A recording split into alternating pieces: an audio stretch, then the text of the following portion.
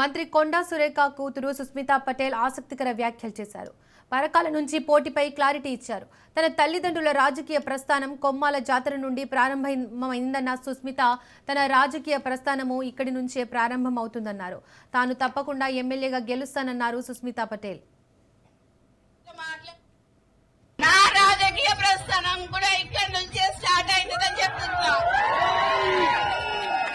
నేను తప్పకుండా ఎమ్మెల్యేగా గెలిచి మీకు ఖచ్చితంగా సేవ చేసుకుంటానని, నా జీవితం ప్రజాసేవ అని చెప్పడానికి ఏం సంశయిస్తలేను.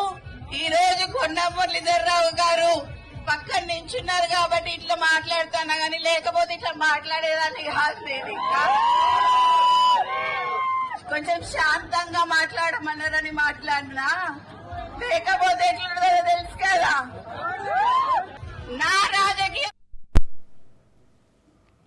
మంత్రి కొండా సురేఖ కూతురు సుస్మితా పటేల్ ఆసక్తికర వ్యాఖ్యలు చేశారు.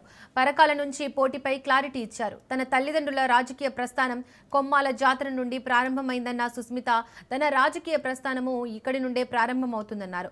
తాను తప్పకుండా ఎమ్మెల్యేగా గెలుస్తానన్నారు సుస్మితా పటేల్. ఇక మరింత సమాచారాన్ని మా ప్రతినిధి చంద్రశేఖర్ అందిస్తారు. చంద్రశేఖర్. దీపిక, ఇటు వరంగల్లో కొండా సురేఖ దంపతుల కుమార్తె సుస్మితా పటేల్ గతంలో కూడా పరకాల నియోజకవర్గం గురించి అనేక ఆరోపణలు చేయటం, తను పరకాల ఎమ్మెల్యేగా నెక్స్ట్ ఎన్నికల్లో తనే గెలుస్తానని తను స్టేట్మెంట్ ఇవ్వడంతో ఇటు అంతే కాకుండా ప్రస్తుత పరకాల ఎమ్మెల్యే రేవూరి ప్రకాష్ రెడ్డి పైన కూడా ఆమె అనేక ఆరోపణలు చేయటం, ఆ మధ్య కాలంలో పార్టీలో అనేక విభేదాలు సృష్టించింది. గందరగోళ పరిస్థితుల్లో తిరిగి పార్టీ పెద్దలు దాన్ని కొంత సముదాయించి సద్దుమణిగేలాగా చేయటం జరిగింది. దాని తర్వాత ఇటు కొండ దంపతులు కూడా వివరణ ఇవ్వటం జరిగింది. ఈ నేపథ్యంలో నిన్న ఏదైతే వరంగల్ జిల్లాలోని పరకాల నియోజక పరిధిలో కొమ్మాల జాతర విషయంలో ఇటు ప్రభా బండ్ల ప్రారంభోత్సవంలో పాల్గొన్న కొండ సుస్మితా పటేల్ మళ్ళీ తను తిరిగి పరకాల నియోజకవర్గ ఎమ్మెల్యేగా రాబోయే ఎన్నికల్లో తనే గెలుస్తానని తన తల్లిదండ్రులను కూడా